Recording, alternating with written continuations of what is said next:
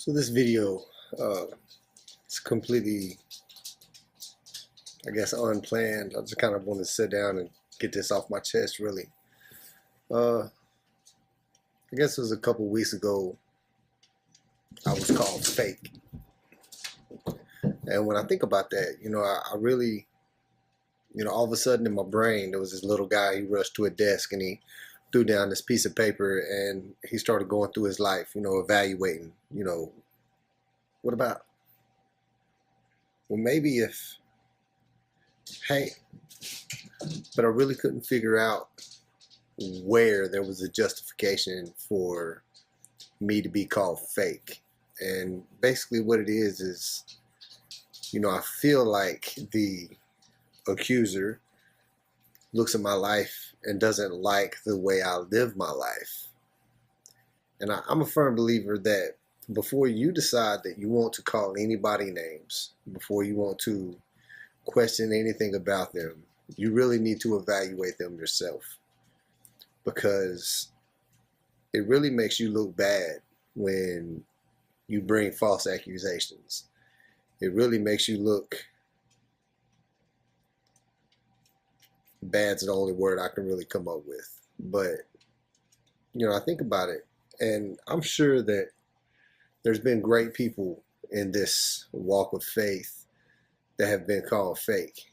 I'm sure at some point, Billy Graham was called fake. Somebody was looking at his life and, hypocrite. But come on, man, really, when I think about it, the very people who hung Jesus to the cross called him fake. The very people who witnessed him performing miracles called him fake. They called him a bunch of other stuff too, but in the end they were calling him fake. They were trying to say that he wasn't who he claimed to be. And that's basically what it boiled down to with this situation, was somebody was saying that I wasn't what I claimed to be. And I have no apologies, for people who don't like the way I live, or don't like the faith that I have, or don't like me serving God because it doesn't suit them. I have no apologies for that, because in the end, me suiting them doesn't get me to heaven. Me trying to make them happy doesn't get me to heaven. Me walking on eggshells to protect their feelings doesn't get me anywhere, really. In the end, if you've got somebody like that in your life, you can do all of those things for them and it doesn't even get you in their good graces. So what's the point? If you live a life serving God and following him, that's all that matters. The Bible tells us, I don't know the scripture right off the top of my head, but he doesn't come to bring people together, but that there will be people torn apart.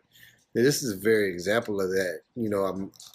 I tried to be there for somebody. I tried to give them sound biblical advice. I tried to give people direction toward Christ, and some people just ain't having it. Some people just aren't ready to be receptive to the things that you want to give them. But yet, you're called fake when you give it to them just because you're not making them happy. This world is not about material things. This world is not about fuzzy feelings. This world isn't about making people happy by sugarcoating things. This world, I don't know, this world's crazy. But my life serving God it's not going to suit everybody. It's not going to be something where I can put my faith to the side because you're having a bad day. It's not a situation where I can leave my faith back here and then go live this life on this day. It's not a situation where I can wake up in the morning and say, hey, I'm just going to do this today and I'm not going to worry. But no, no, no, no, no. It's not like that. My faith is about me standing bold and telling you or him or her or whoever it may be about Jesus. And, sometimes that's going to be raw. Sometimes that's going to hurt your feelings.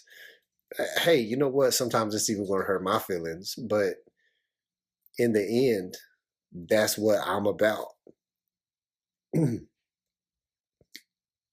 I can't hold back.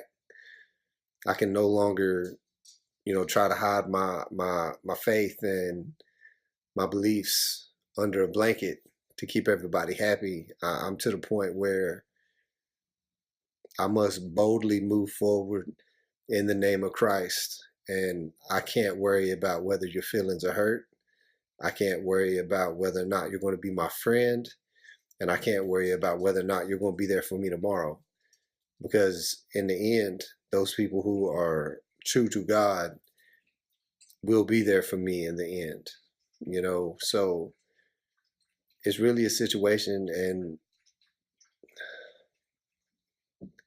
it's really a situation where you're with me or you're against me. I love everybody. It's just there's going to be a distance from at which I'm going to be able to love everybody. If somebody is in a bad place in their life, I'm not going to turn my back on them, but they may turn their back on me because they don't like what I have to tell them.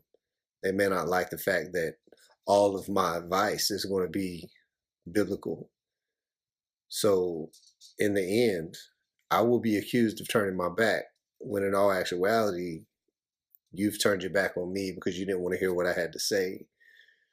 And I'm fine with that because God tells me to give you this advice. So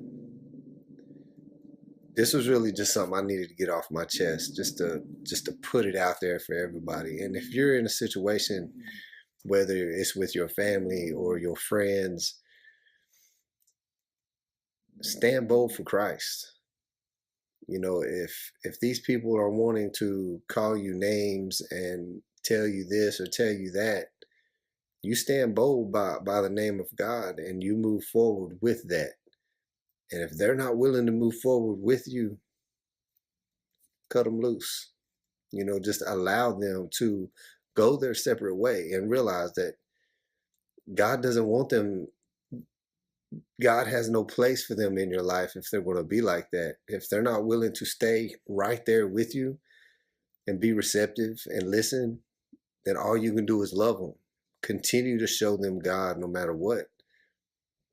But if they choose to walk away, don't chase them. And that's hard. It's a hard decision to make, but God will fill your heart with the things that it needs to be filled with. I'm a firm believer in that. So like I said, this was just something I needed to get off my chest, put it out there. I know somebody somewhere is struggling with these same things. It's a struggle that I've had for a long time and probably going to be a struggle for a while because that's just the way it is. It's the way people are. But hopefully it touched somebody and blessed somebody. I'm getting ready to go to bed. It's late. I've had a long night. So good night. God bless you all.